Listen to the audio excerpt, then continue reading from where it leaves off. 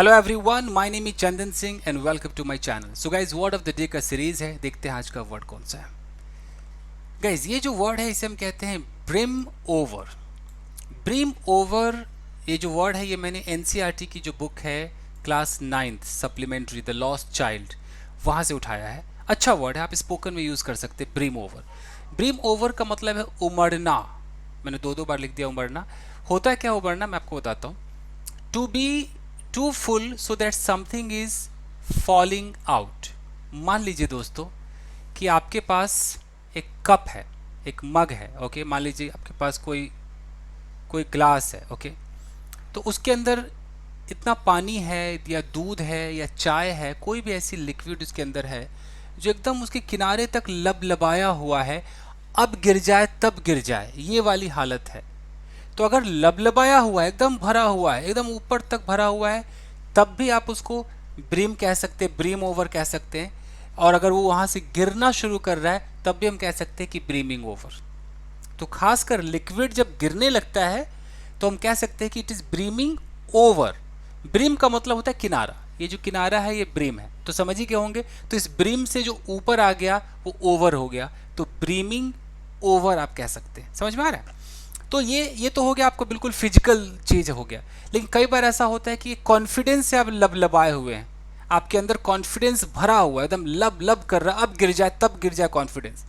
तो आप लाइफ से एकदम लबलबाए हुए जिंदगी को जी रहे हैं, आपकी इमोशंस लबलबाए हुए हैं, वहां भी हम ब्रीम ओवर का इस्तेमाल करते हैं। लेकिन वहां पर विद भी लगाना पड़ता है। तो समझ में आ रहा है ब्रीम ओवर? तो ब्रीम मतलब किनारा, ओवर मतलब किनारे से ऊपर, किनारे से बाहर। चलेगा, देखते हैं। तो टू बी टू फुल यानी कि इतना फुल है सो that something is falling out, कि वो भी बाहर तक गिर रहा है, इसलिए वो ब्रीम ओवर। एग्जाम्पल्स के तौर पे देखिए कि सूप इज ब्रीमिंग ओवर। तो अगर सूप है, किसी ग्लास या कटोरी में सूप है और वो सूप ब्रीमिंग ओवर हो रहा है, यानी कि वो छलक रहा है, ऊपर से गिर रहा है, वो काफी भर चुका है, लबलबा करके गिर रहा है। He started brimming over with excitement. अब इतनी एक्साइटमेंट से वो लबलबाया हुआ था कि started brimming over with excitement, यानी कि एक्साइटमेंट जो है वो लबलबा रहा था उसमें से। This glass is brimming over with milk. ऐसे भी कह सकते हैं कि भाई मिल्क है इस ग्लास के अंदर और इस मिल्क से ये ब्रीम ओवर हो रहा है, यानी कि छलक रहा है, यानी कि ये बाहर आ रहा है। यानी कि this glass is brimming over.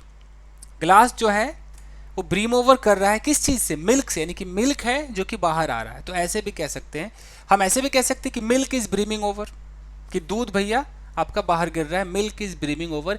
या दिस ग्लास, ये जो ग्लास है ये लबलबाया हुआ है, तो this glass is brimming over. ये है this glass is brimming over with what?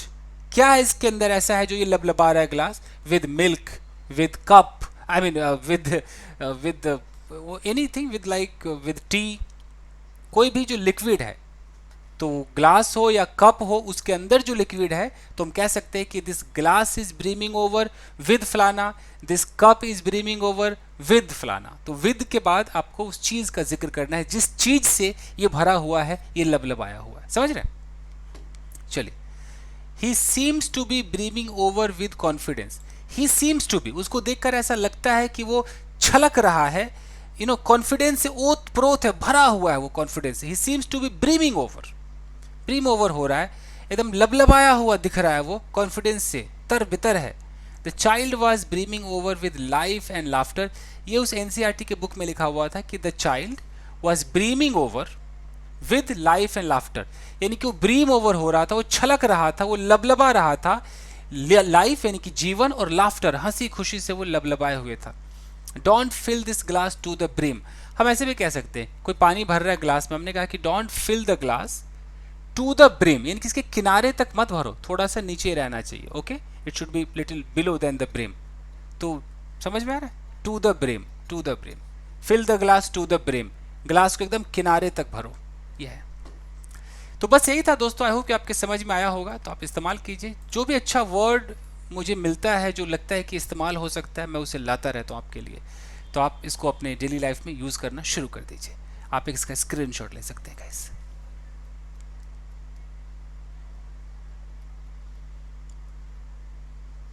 Okay, तो बस आज के लिए इतना ही दोस्तों। मिलते हैं अगले वीडियो में। Till then take care, keep practising and have fun. Thank you guys.